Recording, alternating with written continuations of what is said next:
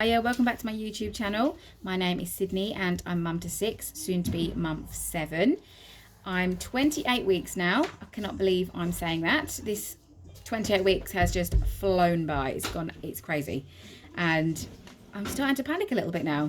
Not about the birth, but just about being prepared and organised.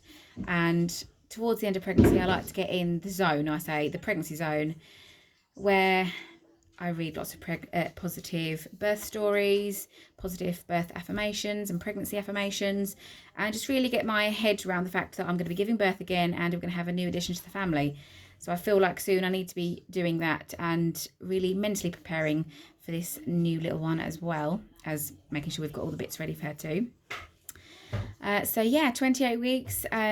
The past week has been a bit rough because my SPD has been really bad. My hips have been very painful.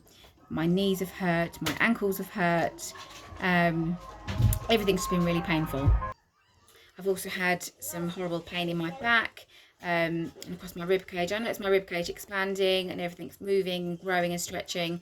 But, you know, as I've had lots of babies before, my muscles really aren't as strong and as good as they used to be. So, yeah, having to take lots of paracetamol or when it's really bad, and just make sure that I'm sitting down and taking time to rest, as well as running around after this lot, which is few and far between.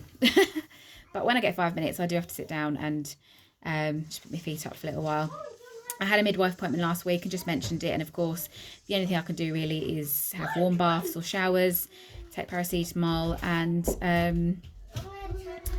just take it easy, really. I'm going to order a wheat bag that you can put in the microwave and heat up, so that can go across my back or wherever it's causing me pain. And I'm going to look for some nice pregnancy massage oil so my other half can give me a nice massage and ease my aches and pains.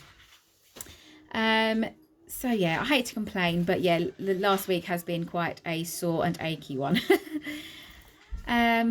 What else? My cravings this week have kind of moved on from dry, bland, crunchy things to more things like fruit, raspberries, strawberries, kiwis, cherry tomatoes, that sort of thing, which is much better for me really for snacking on, but it does cause a lot of heartburn.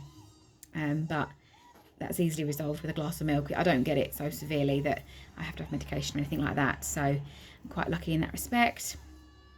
I have felt so many movements this week. She's been such a busy baby.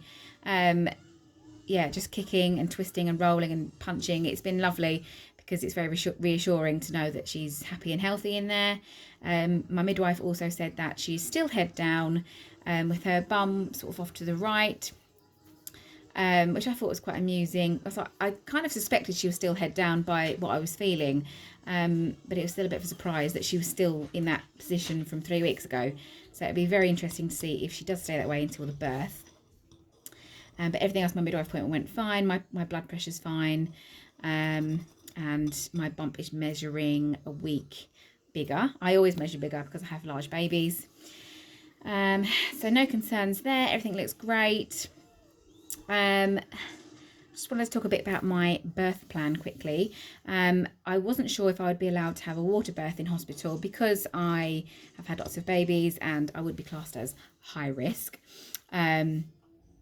They tend not to let you birth in a in a birthing pool, just so they can monitor blood loss and have a cannula in your hand ready for any medication that needs to be administered quickly. But my midwife said to me, nobody can tell you how you can birth. Nobody can tell you no or you can't. And I kind of already knew that, but it's about at the time being strong enough to put across your wants and needs and sticking to your guns.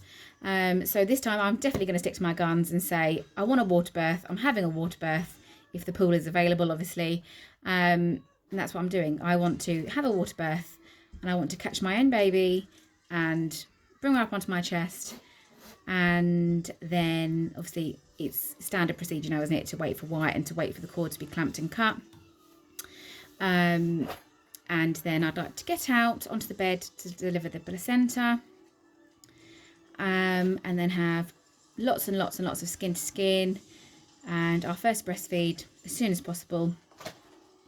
and for it to be very calm, quiet and dimly lit. I always find that much more relaxing and less stressful if it's nice and dim, and maybe some nice relaxing music in the background. I might do a relaxation playlist on my phone or something.